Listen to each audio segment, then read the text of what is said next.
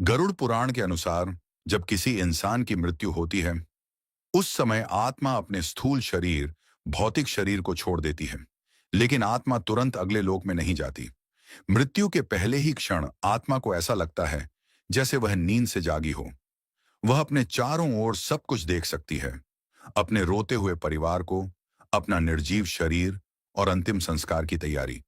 लेकिन सबसे बड़ी सच्चाई यह है कि आत्मा किसी से बात नहीं कर सकती। वह चीखती है, पुकारती है, पर उसकी आवाज कोई सुन नहीं सकता। यही मृत्यु का पहला रहस्य है। आत्मा शरीर से मुक्त होकर भी बंधी रहती है, अपनी यादों और मोह से। गरुड़ पुराण बताता है कि मृत्यु के बाद आत्मा सीधी स्वर्ग या नरक नहीं जाती, बल्कि उसे 13 दिन तक पृथ्वी पर रहना पड़ता है। पहले 3 दिन आत्मा अपने घर और प्रियजनों के आसपास भटकती है। वह देखती है कि उसका शरीर जलाया जा रहा है, लोग रो रहे हैं, पिंडदान किया जा रहा है। उसके मन में मोह और पीड़ा सबसे अधिक होती है। चौथे से 10वें दिन आत्मा यमलोक की यात्रा शुरू करती है। इस दौरान उसे यमदूत या देवदूत साथ लेकर चलते हैं। लेकिन यह यात्रा बहुत कठिन होती है। नदियां, अंधकार, भयावह रास्ते और अपने कर्मों की छाया। 11वें से 13वें दिन आत्मा पितृलोक के द्वार तक पहुंचती है। परिवार द्वारा किए गए श्राद्ध, तर्पण और पिंडदान से आत्मा को शक्ति मिलती है। यही कारण है कि 13 दिन तक सभी संस्कार किए जाते हैं, ताकि आत्मा को सही मार्ग मिले और वह भटके नहीं। चौथे दिन आत्मा घर से निकलने लगती है। अब उसे यमदूत धीरे धीरे अपने साथ ले जाने लगते हैं। कहा जाता है कि आत्मा उस समय बहुत असहाय महसूस करती है, क्योंकि अब वह अपनी दुनिया, अपना घर पीछे छोड़ रही होती है। परिवार वाले श्राद्ध और पिंडदान करते हैं, ताकि आत्मा को इस कठिन मार्ग पर भोजन और ऊर्जा मिल सके। 5वें दिन आत्मा गहरे अंधकार में प्रवेश करती है। चारों ओर घना सन्नाटा, भयावह वातावरण और अपने पिछले जन्मों की झलकियां आत्मा के सामने आने लगती हैं। इसी समय उसे अपने किए गए पाप पुण्य की पहली झलक मिलती है। यमदूत उसे आगे बढ़ाते हैं और आत्मा कांपती हुई यात्रा करती है। गरुड़ पुराण कहता है कि छठे दिन आत्मा वैतरणी नदी के तट पर पहुंचती है। यह नदी पापियों के लिए बेहद भयानक और असहनीय होती है। उसमें खून, मांस और असंख्य जीव जंतु होते हैं। लेकिन पुण्य आत्माओं के लिए यह नदी दूध की धारा जैसी सरल और पवित्र बन जाती है। यहीं परिवार के पिंडदान और दान पुण्य से आत्मा को यह नदी पार करने की शक्ति मिलती है। 7वें दिन आत्मा के सामने भयावह प्राणी आते हैं। ये वही जीव होते हैं जो उसके पाप कर्मों का फल दिखाने आते हैं। आत्मा डर से कांप जाती है, परंतु यदि उसने धर्म, सत्य और करुणा का पालन किया है, तो देवदूत उसकी रक्षा करते हैं। यह दिन आत्मा की सबसे बड़ी परीक्षा मानी जाती है। 8वें दिन आत्मा अपने जीवन के सारे कर्मों को सजीव रूप में देखती है। जिसे उसने चोट पहुंचाई, उसका दर्द, और जिसे उसने सहारा दिया, उसकी दुआएं, सब आत्मा के सामने आ जाता है। यही कर्म अब आत्मा के मार्ग को और कठिन या आसान बनाते हैं। 9वें दिन आत्मा को दूर से यमलोक का द्वार दिखाई देता है, परंतु वहां तक पहुंचना आसान नहीं होता। मार्ग में आत्मा को तपती हुई रेत, कांटों भरे जंगल और अग्नि जैसी कठिनाइयां मिलती हैं। श्राद्ध और दान पुण्य से आत्मा इन बाधाओं को पार कर पाती है। 10वें दिन आत्मा अपने कर्मों के बोझ के साथ यमदूतों के साथ आगे बढ़ती है। अब आत्मा पूरी तरह समझ जाती है कि मृत्यु के बाद की यात्रा अकेली और कठिन है। यमदूत उसे धीरे धीरे यमराज के दरबार की ओर ले जाते हैं, और यही से शुरू होती है उसकी असली गवाही, उसके जीवन का हिसाब। 10वें दिन आत्मा अपने पूरे जीवन के कर्मों के बोझ के साथ यमदूतों द्वारा आगे ले जाई जाती है। अब आत्मा समझ जाती है कि उसकी असली यात्रा शुरू हो चुकी है। परिवार में भी इस दिन विशेष विधि से श्राद्ध और भोजन दान किया जाता है, जिससे आत्मा को ऊर्जा और शांति मिलती है। यमदूत आत्मा को यमलोक के द्वार तक पहुंचाने की तैयारी करते हैं। 11वें दिन आत्मा यमलोक की कठिन राह पर चल रही होती है।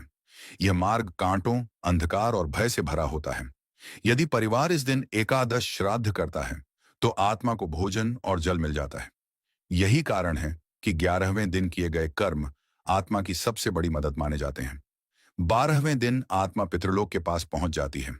यहां आत्मा अपने पूर्वजों की छाया को देख सकती है। अगर परिवार पिंडदान और तर्पण विधि से करता है, तो पूर्वज आत्मा को आशीर्वाद देकर उसका मार्ग सरल बनाते हैं। यही वह क्षण है जब आत्मा को अपने पितरों से मिलने का अवसर मिलता है। 13वें दिन आत्मा का प्रारंभिक समय पूरा होता है। अब यमदूत उसे यमराज के दरबार में ले जाते हैं। वहीं उसका हिसाब किताब होता है। कितना पुण्य किया, कितना पाप किया। पितरों के आशीर्वाद और परिवार द्वारा किए गए श्राद्ध की ऊर्जा से आत्मा को अपने अगले लोक की ओर बढ़ने में मदद मिलती है। इसीलिए हिंदू परंपरा में 13वीं के संस्कार अत्यंत महत्वपूर्ण माने गए हैं। 13वें दिन के बाद आत्मा 14वें दिन यमराज के दरबार में प्रतीक्षा करती है। यहां उसे अपने कर्मों की ओर गहराई से झलक दिखाई जाती है। आत्मा अब अपने पिछले जीवन के अच्छे और बुरे कर्मों का बोझ महसूस करती है। पाप आत्माएं भयभीत होती हैं, जबकि पुण्य आत्माएं शांति का अनुभव करती हैं। 15वें दिन आत्मा के लिए बड़ा निर्णय आता है। अब तय होता है कि आत्मा पितृलोक में रहेगी, स्वर्ग या नरक में जाएगी, या फिर उसे नया जन्म मिलेगा। यही समय आत्मा की असली दिशा तय करता है। इसीलिए पितृपक्ष और श्राद्ध कर्म में 15वां दिन विशेष महत्व रखता है। 16वें दिन आत्मा यमराज के दरबार में अपने कर्मों की गवाही देखती है। उसके जीवन के हर छोटे बड़े कर्म जैसे चलचित्र की तरह सामने आ जाते हैं। किससे उसने प्रेम किया, किसे दुख दिया, कहां उसने सत्य का साथ दिया और कहां छल किया। यह अनुभव आत्मा के लिए सबसे कठिन होता है, क्योंकि अब कुछ भी छिपा नहीं रहता। 17वें दिन चित्रगुप्त आत्मा का पूरा लेखा जोखा खोलते हैं। हर कर्म का हिसाब आत्मा के सामने आता है। पुण्य कर्म जैसे दान, सेवा, सत्य, भक्ति आत्मा को प्रकाश और राहत देते हैं। पाप कर्म जैसे छल, अत्याचार, हिंसा आत्मा को भारी बोझ और पीड़ा देते हैं।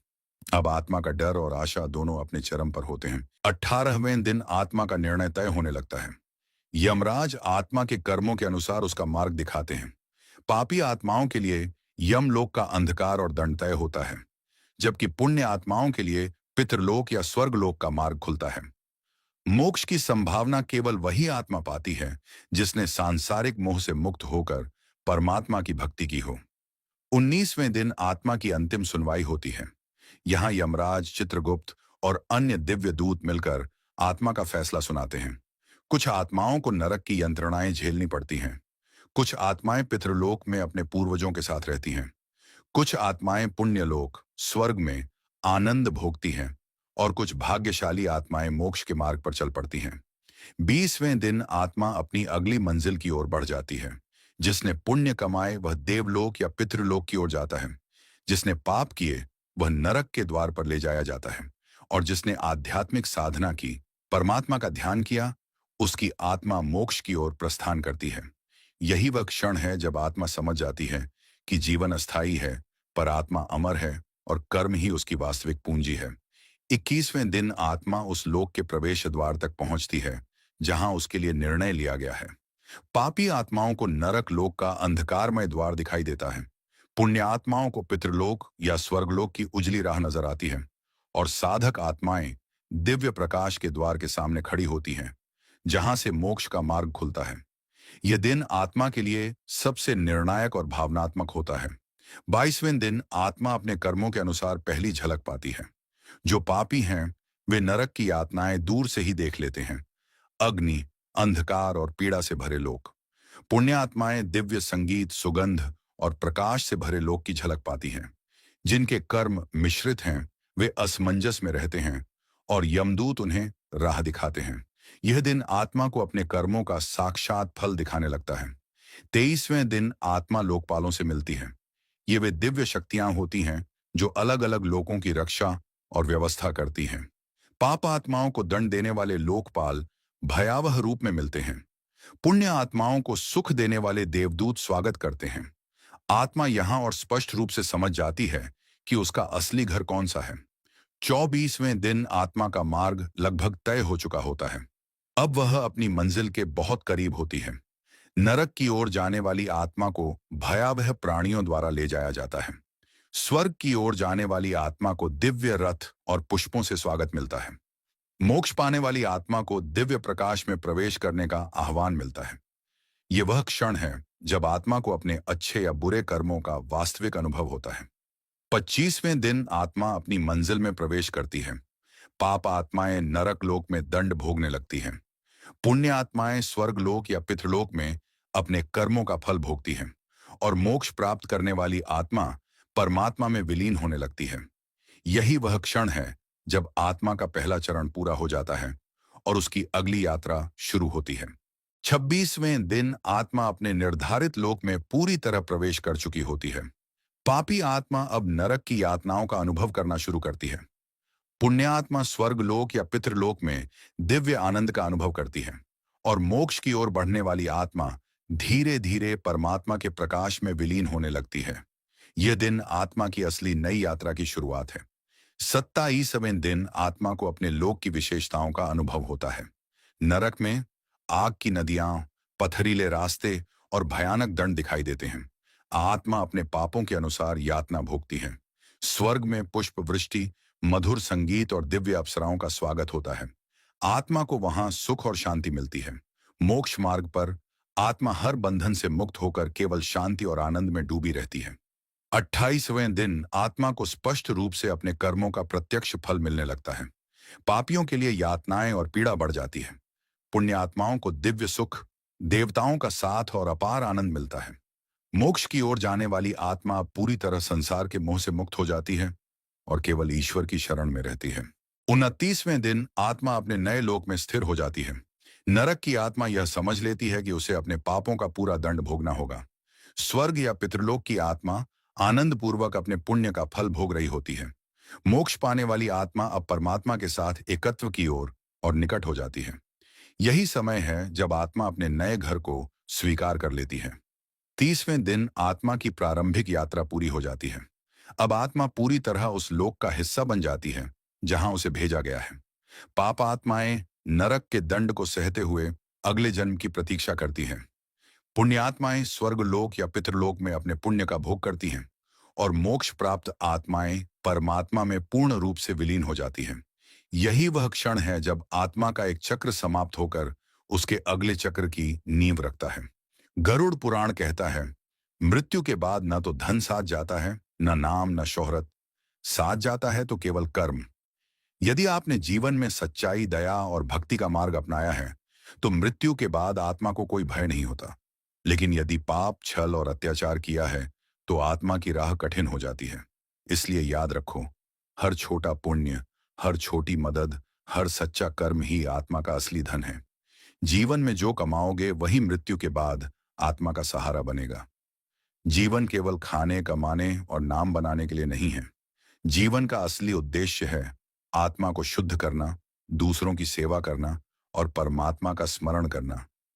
जो व्यक्ति इस सत्य को समझ लेता है, उसके लिए मृत्यु कोई अंत नहीं होती, बल्कि एक नई दिव्य यात्रा की शुरुआत होती है। याद रखो, जीवन क्षण भंगुर है, पर आत्मा अमर है। इसलिए अच्छे कर्म करो, भक्ति करो और जीवन को सार्थक बनाओ।